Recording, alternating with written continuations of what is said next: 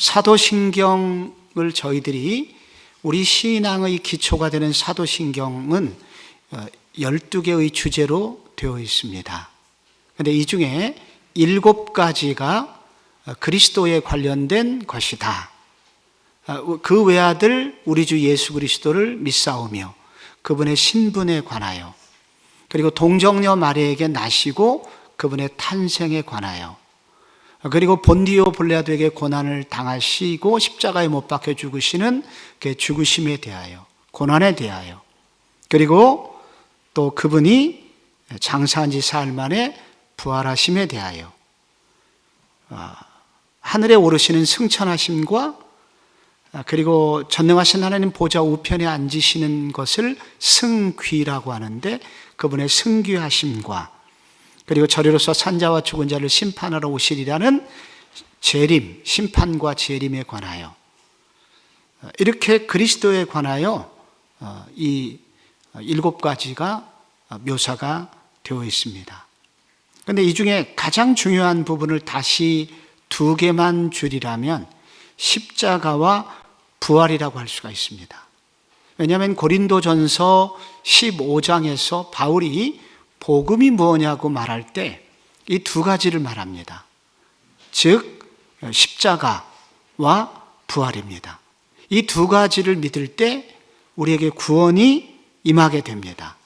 그래서 기독교 교리의 가장 중요한 2가지는 바로 이 십자가와 부활입니다.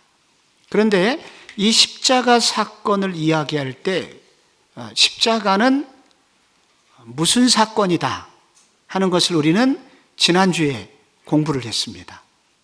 십자가는 무슨 사건이냐? 운다고 되는 문제가 아니다. 이것은 법적인 사건이다. 부도가 나서 100억의 빚을 지고 감옥에 갔어요. 법원장 앞에 가서 부모가 아무리 운다고 해서 감옥 간 자식이 풀려나지는 않습니다. 한 가지 방법밖에 없습니다. 100억의 빚을 누군가 갚아야 됩니다. 그래서 예수님은 예루살렘의 딸들아 나를 위하여 울지 말고 너와 너의 자녀를 위해서 울어라.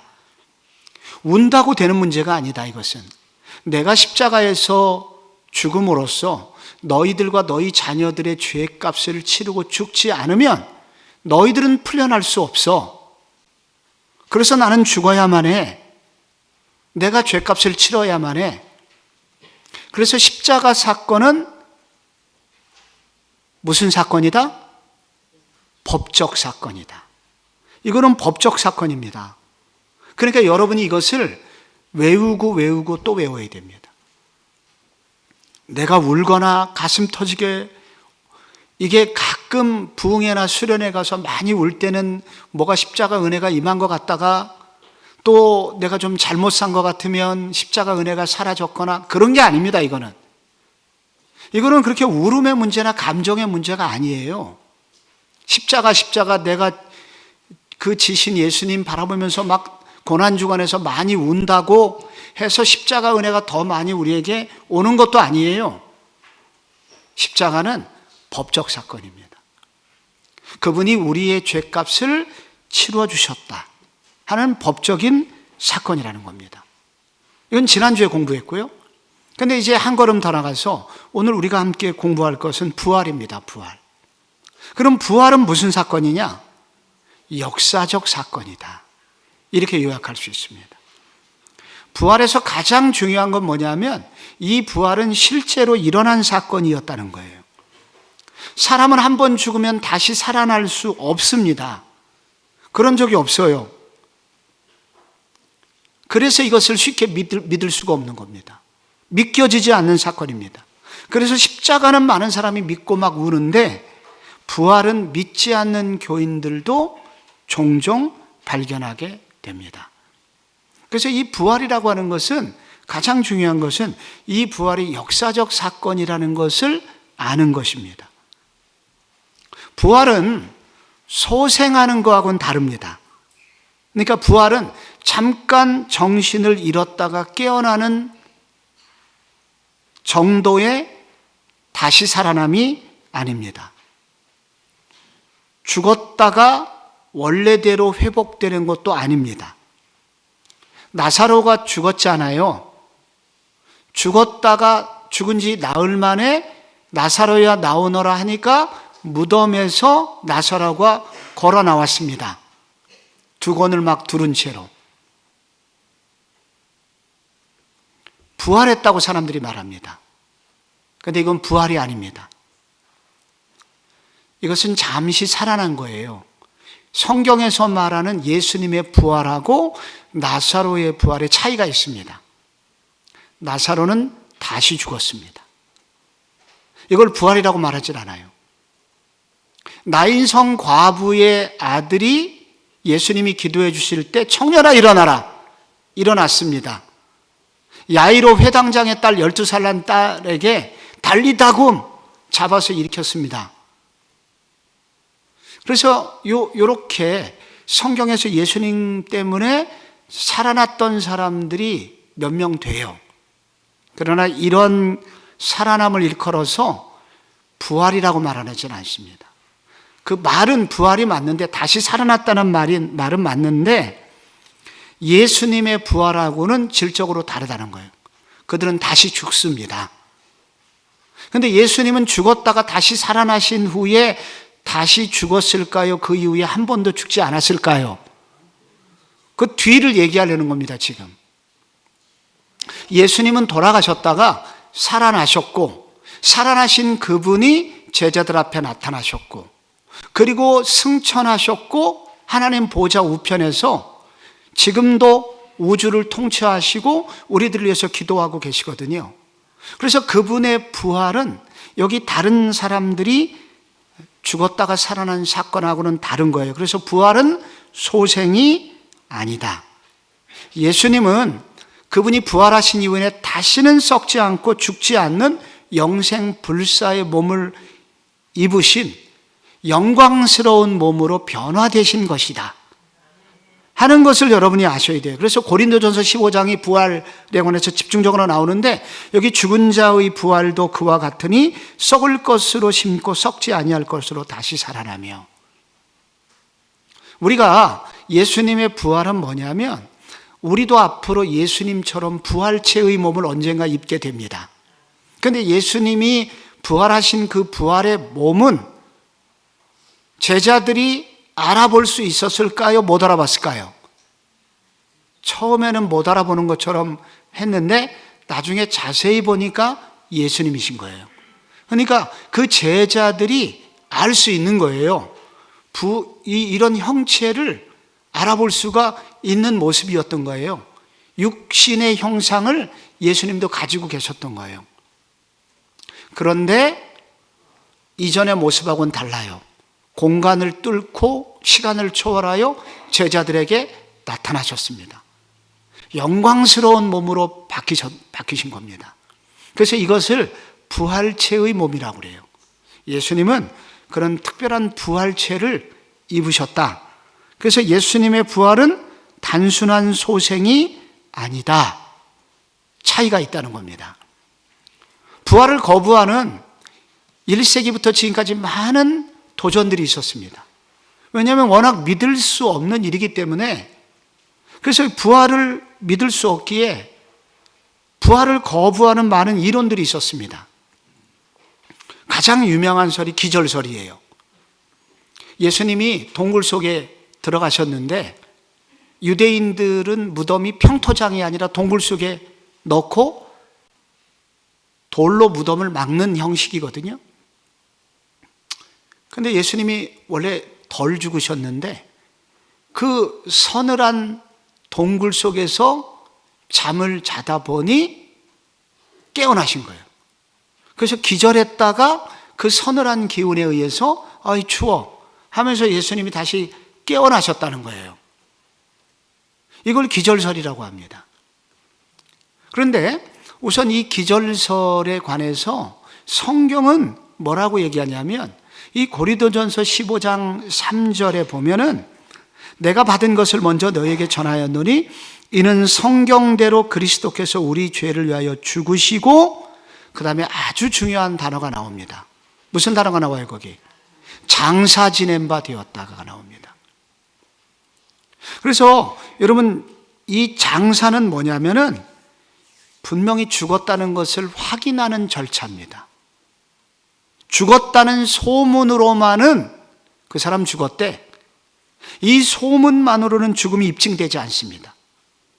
언제 죽음이 입증되냐면은 의사의 사망 선언과 그리고 병원에서 죽었다는 사망 그 확인서를 가지고 장례를 치를 때, 장례식이 진행이 돼서 그 시신이 무덤에 들어갈 때 비로소 그는 완전히 죽은 것입니다. 그래서 여기 예수님은 죽음으로 끝난 게 아닙니다. 장사 지낸 바 되었다는 거예요. 그래서 죽음의 확인 절차, 컨펌이 된 거예요. 분명히 죽었다는 거예요.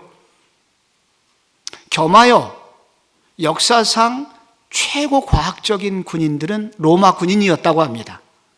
그래서 로마 군인들은 이 죽음을 확인하는 절차를 다른 시대의 군인들과 다르게 더 과학적으로 검증하는 시스템이 있었다고 그래요. 그래서 이 로마 군인들에 의해서 확인된 죽음이기에 또 그분의 죽음은 분명한 죽음이었다는 겁니다. 두 번째가 도둑설이 있어요. 이거는 마태복음 28장에 그 도둑설이 나옵니다. 그들이 도둑해갔다고 그렇게 말을 하자. 그래야 예수의 부활이 가짜가 되지 않냐. 근데 그 도둑설이 나오기 전에 마태복음 27장에는 뭐가 되냐면 로마 군인들이 16명이 그 무덤을 지키고 있었습니다. 그래서 그 도둑설을, 그 마태복음 28장이 도둑설에 대해서 분명한 잘못되었다는 것을 증명을 하고 있습니다. 또 하나 유력한 반대설이 전설론입니다. 고대 사회는 이런 신화가 가능했었다. 그러니까 제자들이 예수의 죽음을 너무 슬퍼했고 그분을 잊을 수가 없어서 만들어낸 신화, 그게 전설론인데, 그래서 그리스도가 죽었지만 살아났다고 제자들이 이야기를 만들어냈다. 이게 전설론입니다.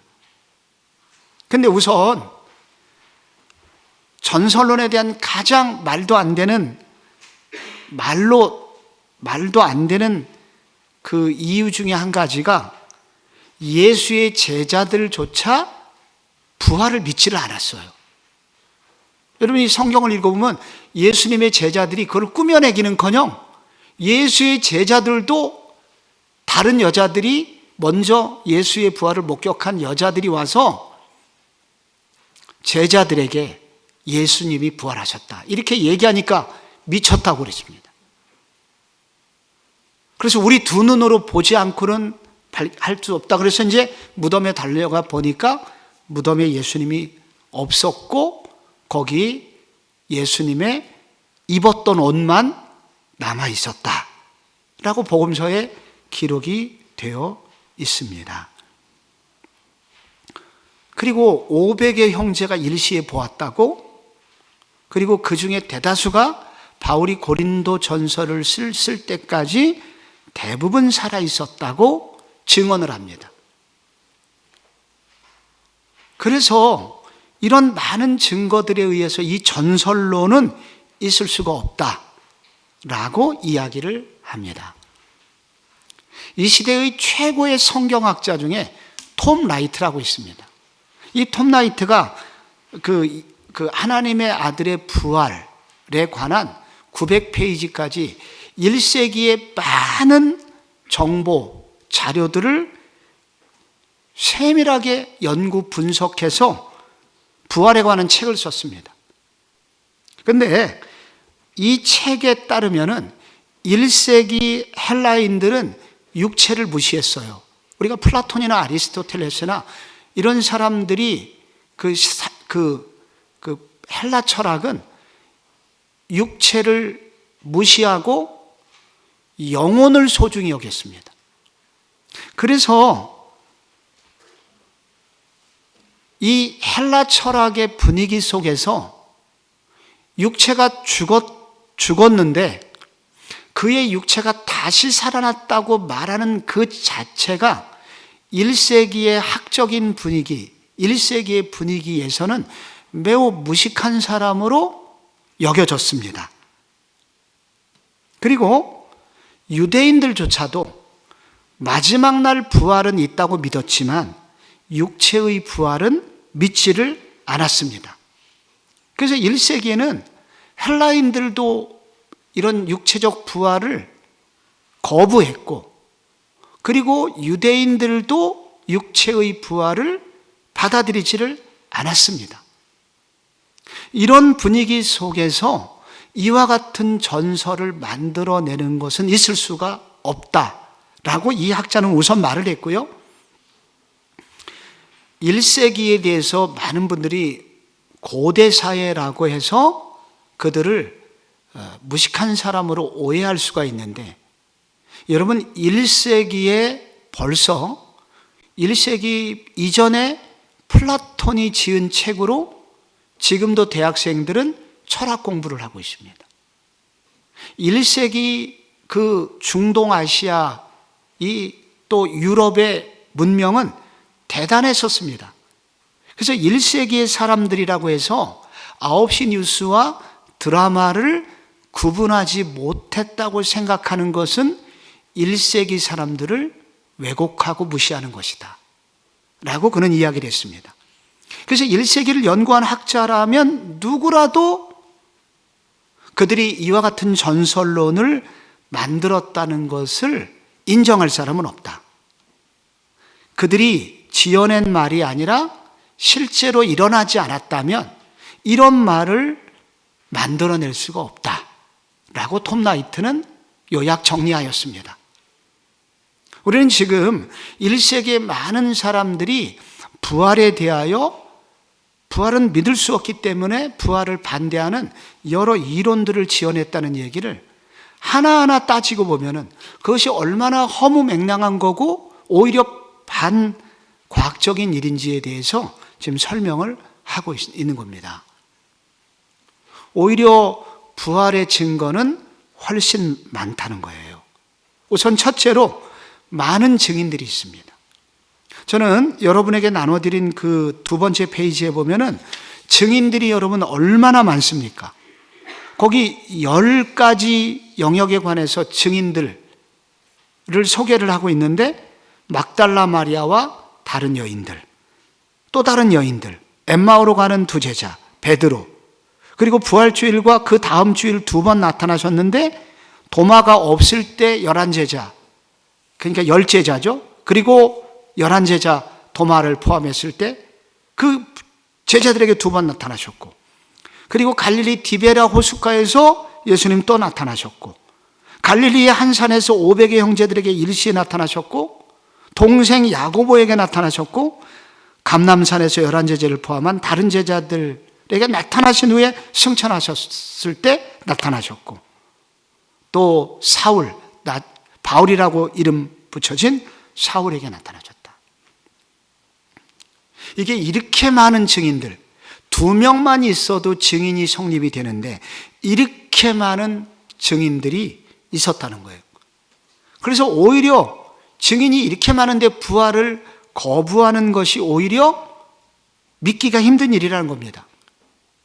두 번째 증거는 빈 무덤인데, 이게 왜 중요하냐면 모든 성인들의 무덤은 지금까지 존재합니다. 잠깐 수천 년의 세월이 흐르면 그 무덤이 빈 무덤이 될 수밖에 없어요. 어떤 성인들도. 그런데 반드시 모든 성인들의 무덤이 있는 이유는 그 제자들이 반드시 유고를 정리하여 그 성인이 죽었던 그 장소를 추모하는 장소를 반드시 만들어 놓습니다. 그래서 모든 성인들의 무덤, 모든 종교의 창시자들의 무덤이 있습니다. 그래서 우리가 메카라고, 여러분 이슬람 교도들이 메카로 가잖아요. 목숨을 걸고 갑니다. 왜 갑니까? 그곳에 마호멧의 무덤이 있고 그것을 참배해야 완전한 구원을 받는다고 그들이 믿기 때문에 목숨을 걸고 많은 돈을 들여서 그곳에 갑니다. 예수님의 시신이 있었다면 그를 따르던 제자들은 반드시 무덤을 만들었을 겁니다. 그런데 예수님의 무덤은 지금까지 없어요. 1세기에도 없었고 지금까지도 없습니다. 또 하나 부활의 증거는 그 부활을 체험한 사람들이 과거에도 변했고 지금도 변하고 있다는 거예요. 부활의 주님을 지금도 많은 사람, 그 1세기에도 만났는데 그 부활하신 예수님을 지금도 많은 사람이 만나고 있고 그 부활의 주님에 의해서 지금도 변화되고 있다는 거예요. 예수의 제자들이 부활하신 주님을 만나고 낙심에 빠졌던 모든 제자들이 다 희망의 사람들이 되었습니다. 많은 사람들이 바뀌었는데 가장 충격적으로 바뀐 사람이 야고보입니다. 야고보는 누구냐? 예수의 동생 야고보.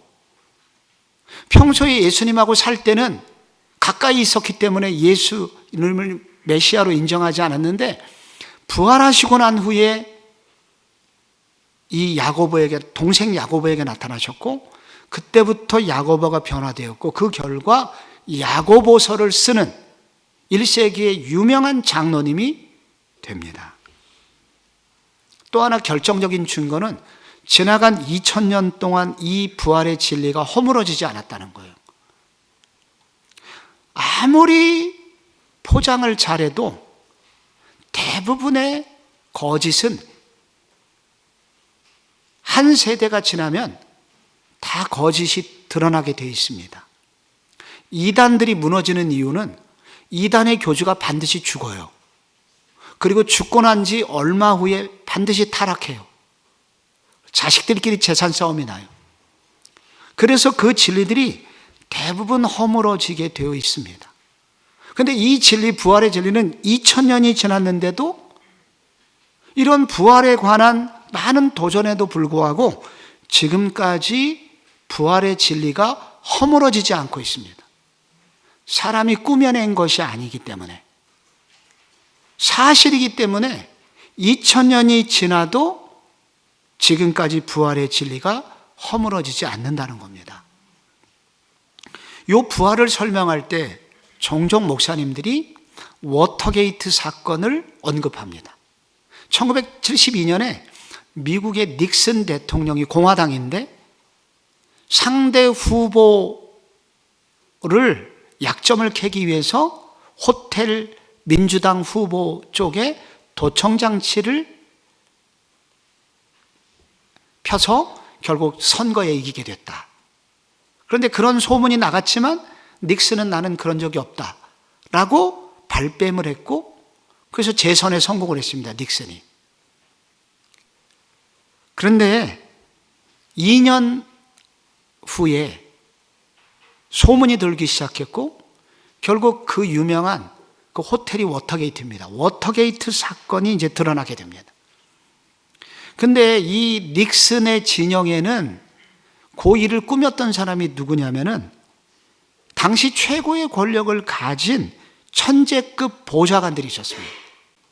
그 보좌관들이 전부 다 하버드하고 예일대 법대를 나온 변호사들이었습니다. 얼마나 막강한 권한을 가지고 있었냐면은 당장 누구에게라도 사막에 지금 24시간 내로 전화를 가설해라. 그럼 가설을 할 수 있는 정도의 막강한 권력을 가지고 있었습니다. 그 대통령 보좌관 중에 찰스 콜슨이라는 법학 박사가 있었는데 그는 천재였습니다. 그가 특별 보좌관이었어요. 그런데 대통령은 물러났고 찰스 콜슨은 감옥에 갔습니다. 왜 그랬을까요? 거짓말이었기 때문입니다. 거짓말은 언젠가 드러나게 됩니다. 힘이 있을 수가 없어요. 아무리 교주가 뻥을 쳐도 얼마 후에 다 드러나게 됩니다. 그래서 지나간 2000년 역사 동안에 지금까지 부활의 영향력이 줄어들지 않은 것은 사실이었기 때문입니다. 그래서 부활은 지금까지 유지되고 있는 거예요. 이 진리가 지금 성경에 기록이 되어 있는 거예요. 그래서 우리는 이 부활의 진리임을 알고 사실임을 알아야 된다. 부활은 역사적 사실이다. 그럼 도대체 예수님은 왜 부활하신 건가? 부활의 의미가 중요합니다. 부활이 우리에게 왜 부활이 중요하고 예수님은 왜 부활하셨을까? 여러분, 예수님이 왜 부활하셨을까요? 십자가에서 죽으셔서 우리 죄를 사해 주시는 걸로 부족한가? 예수님은 왜 부활하셨나? 여기서 여러분이 부활을 생각할 때 제일 중요한 것은 뭐냐면은 예수님이 부활하셨다는 것은 예수님께서 우리를 위해서 십자가에서 죄사함의 제사를 우리를 위해서 드려주신 것을 하나님이 받으셨다는 것이 확증되기 때문입니다. 이게 로마서 4장 25절이에요. 부활에서 제일 중요한 구절이죠. 거기 같이 한번 읽어볼게요. 시작. 예수는 우리 범죄함을 내줌이 되고 또한 우리를 의롭다 하시기 위하여 살아나셨느니라. 아멘. 이게 구약의 속죄 제사가 있어요. 대제사장이 1년에 한 번 대속죄일 때 백성들의 죄를 대신 짊어진 어린 양에게 안수기로 해서 목을 칩니다. 그래서 피를 담아가지고 어디로 가죠? 지성소로 들어갑니다. 근데 지성소로 들어갈 때 대제사장의 옷에 방울을 달아요. 방울 하나, 석류 하나, 방울 하나, 석류 하나 답니다. 그 옷을 입고 가는 거예요. 그리고 이것은 성경에는 나와 있지 않은데 성경 이외에 성경을 보강해 줄 수 있는 그러한 몇몇 문서에 따르면 대제사장은 이 발에다가 새끼줄을 묶어요. 왜냐하면 지성소에 들어갔을 때 그 피를 뿌리고 제사를 드리는데 그 제물이 하나님이 받으시기에 흠이 있는 제물이면 제사장이 죽기 때문입니다. 그래서 제사장은 죽을지 살지 모르고 두려움으로 들어가는 거예요. 그래서 소반에다 이 피를 가지고 들어갑니다. 그 순간 대제사장은 거의 죽음과 같고 밖에서 백성들이 두려움과 떨림으로 기다립니다. 과연 대제사장이 살아나올 수 있을 것인가 초조하게 기다려요. 근데 2시간, 3시간이 지나도 대제사장이 안 나와요. 혹시 죽었나? 한나절이 지나도 안 나오면 그때 새끼줄을 당기게 됩니다. 그런데 얼마 후에 소리가 들려요. 미세하게. 그 방울 소리가 어떤 소리인지 모르겠어요. 방울 이런 소리인가? 방울 그러면서 방울 약간 그 미세한 방울 소리가 들려요. 그러다가 그 소리가 점점 커지더니 대제사장이 백성들 앞에 나타나는 겁니다. 그 순간 백성들이 환호성을 지르는 거예요. 너무 좋아하는 거예요. 왜 좋아할까요? 대제사장이 좋아서 좋아할까요? 그게 아니라 아까 백성들의 모든 죄를 짊어지고 대제사장이 제사를 드리러 들어갔는데 이 대제사장이 살아나왔다는 것은 무슨 뜻이에요? 하나님께서 우리의 죄를 다 용서해 주셨구나 하는 것을 확인하는 순간이기 때문입니다. 그래서 예수님께서 십자가에서 우리의 죄를 짊어지시고 다 죽으신 거예요. 그게 예수님이 우리를 위해서 제사를 드리신 겁니다. 근데 죽으셨는데 3일간의 시간 속에서 우리들은 사실은 초조해야 돼요. 과연 예수님의 십자가, 우리를 향한 우리 인류의 모든 죄를 짊어지고 죽으신 십자가에 죽으신 그 예수의 그 십자가 제사가 하나님께 받아들여졌을까? 안 받아들여졌을까? 아직은 몰라요. 그런데 어떻게 알 수 있습니까? 예수님이 부활하신 걸 보니까, 대제사장인 예수님이 재출현하신 것을 보니까, 하나님께서 우리의 죄를, 예수께서 짊어지고 가신 그 죄를 하나님께서 받아주셨구나. 그래서 예수의 부활은 우리의 죄가 완전히 씻어졌다는, 십자가의 죄사함의 제사가 하나님께 받아들여졌다는 증거가 된다는 겁니다. 그래서 그 구절인 거예요. 예수는 우리의 범죄함 때문에 내줌이 되고 또한 우리를 의롭다 하시기 위하여 살아나셨느니라. 그래서 예수의 부활은 곧 뭐에 대한 확신이냐면, 우리가 믿고 있는 십자가의 죄사함, 십자가에서 예수님이 피 흘려 죽으신 것 때문에 우리의 죄가 다 해결됐다. 그래서 하나님과 우리 사이의 죄 문제는 없어졌고 우리는 의로운 사람이 되었다는 거예요. 여러분, 이것은 마치 여러분이 백화점에 가시면은, 대형 백화점에는 경비원들이 지키고 있습니다. 어떤 백화점에는. 그래서 그 사람이 그냥 못 나가요. 근데 언제 나갈 수 있냐면 영수증을 보여줘야 됩니다. 물건을 사고 난 다음에 이걸 샀습니다. 영수증 보여줘야지 나갈 수 있어요. 여러분, 주차하고 나서, 백화점에 주차하고 나서 나갈 때 영수증 보여줘야 주차장 문을 열어줍니다. 영수증이 되게 중요한 거예요. 영수증이라는 건 뭐냐면, 내가 값을 다 치렀습니다 라는 증명서입니다. 그래서 이 영수증이 있는 자가 당당한 자입니다. 그래서 예수님의 부활을 내가 가지고 있다는 것은 바로 우리의 죄가 다 용서됐고 십자가에서 나의 모든 죄값이 치러졌다는 것에 대한 영수증인 겁니다. 그래서 우리가 의로워진 존재가 된 거예요. 그래서 예수님은 부활하신 것입니다. 그 부활하심은 바로 우리를 의롭다 해주시기 위해서 부활하셨다는 겁니다.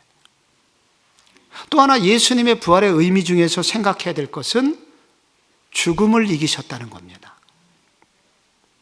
죽음은 모든 것을 집어삼키죠. 우리의 모든 소망을 끊어놓습니다. 아무도 이 죽음을 피할 수가 없습니다. 그런데 우리 주님이 죽음을 이기셨습니다. 하나님께서 예수님에게 죽음을 이기게 해주셨습니다. 이 어려운 일을 하나님이 해내셨고, 그래서 예수의 부활을 믿는 자에게도 반드시 죽음을 이기게 해주시는 은혜를 주실 것이다. 이게 바로 부활의, 성도에게 주어지는 부활의 의미입니다. 제가 아무리 앞으로 간증을 많이 해도 지겹지 않은 이야기는 제가 직접 눈으로 본 이야기이기 때문입니다. 코로나 시기에 우리 교회 아픈 일이 있었죠.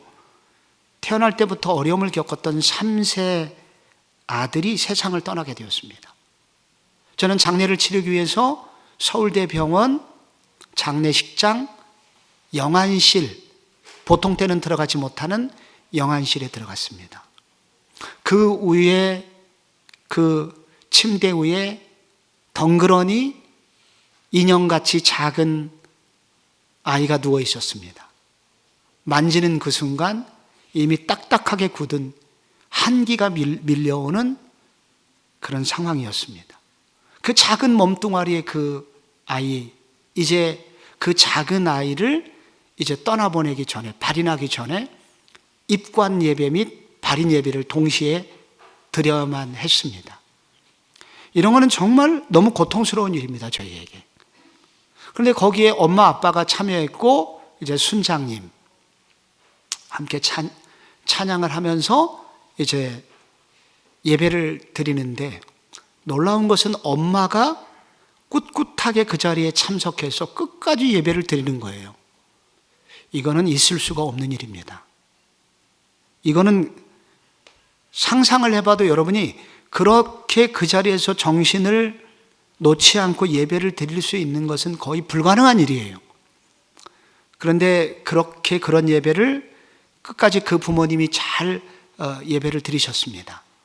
나중에 알고 보니까 그 3세 아들 위에 7살짜리 누나가 있었는데 그 누나가 그 전날 아이가 죽은 날 꿈을 꾸게 됐답니다.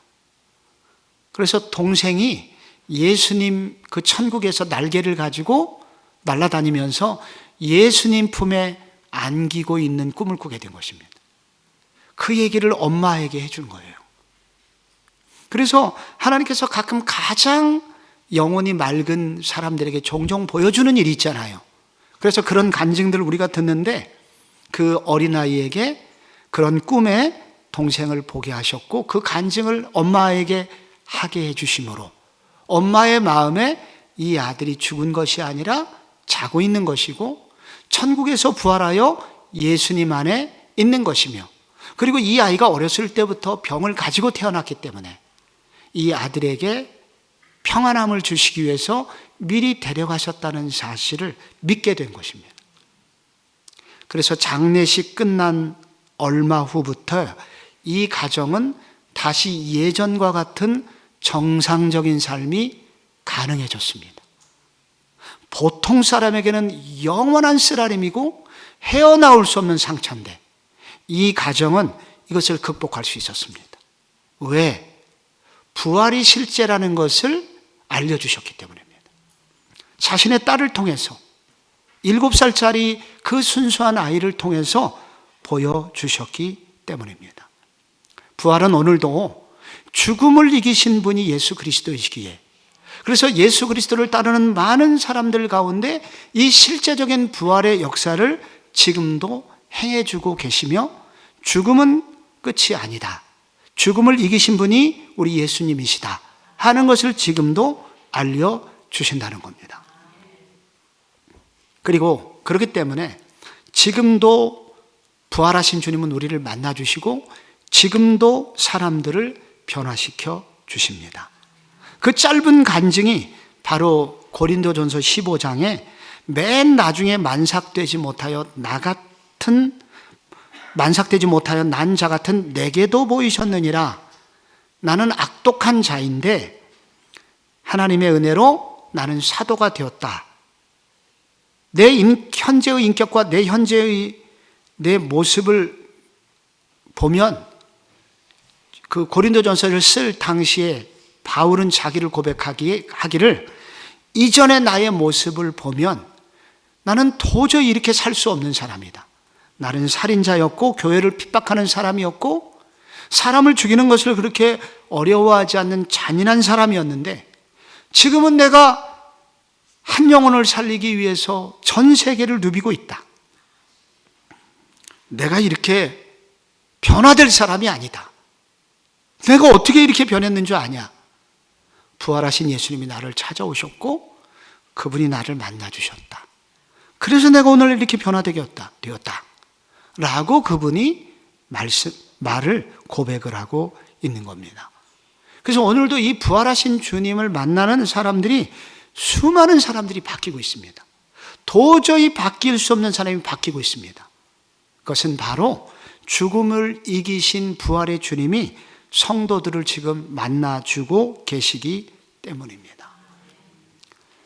수년 전에 우리 교단의 기독신문이라는 주간지가 있습니다. 우리 목사님들이 다 봐요. 그러니까 이 구독자가 적어도 5만 구독자, 10만 구독자가 됩니다. 그러니까 꽤 유명한 신문이에요. 우리 교단 목사들은 다 보고 있기 때문에. 그리고 그 장로님들까지도 그 신문을 배달해서 읽게 합니다. 여기에 기독신문에 그 김재민이라는 61세 성도의 간증이 실렸는데 청파동 로로 카페 바리스타 김재민 씨에 관한 내용입니다. 3년 전만 해도 서울역 노숙자였었는데 이분이 1997년에 IMF를 겪고 실업자가 됐고 그래서 머그잔에다가 소주를 마시는 알코올 중독자였고 가정에서도 쓸모없는 사람이 되었고 그래서 서울역 노숙자가 됐었고 근데 마침 서울역 근처에 삼일교회라는 좋은 교회가 있어요. 그 송태근 목사님이 요즘 심우하시는 이 교회에서 그 위탁 관리하는 노숙자들을 위한 위탁 관리하는 고시원이 있는데 여기에 이분이 들어오게 되었고, 그러다가 이분이 예배를 드리게 되었고, 예배를 드리게 되다가 에스겔 16장 너는 피투성이라도 살아남으라 라는 말씀을 듣고 새로워지게 됩니다.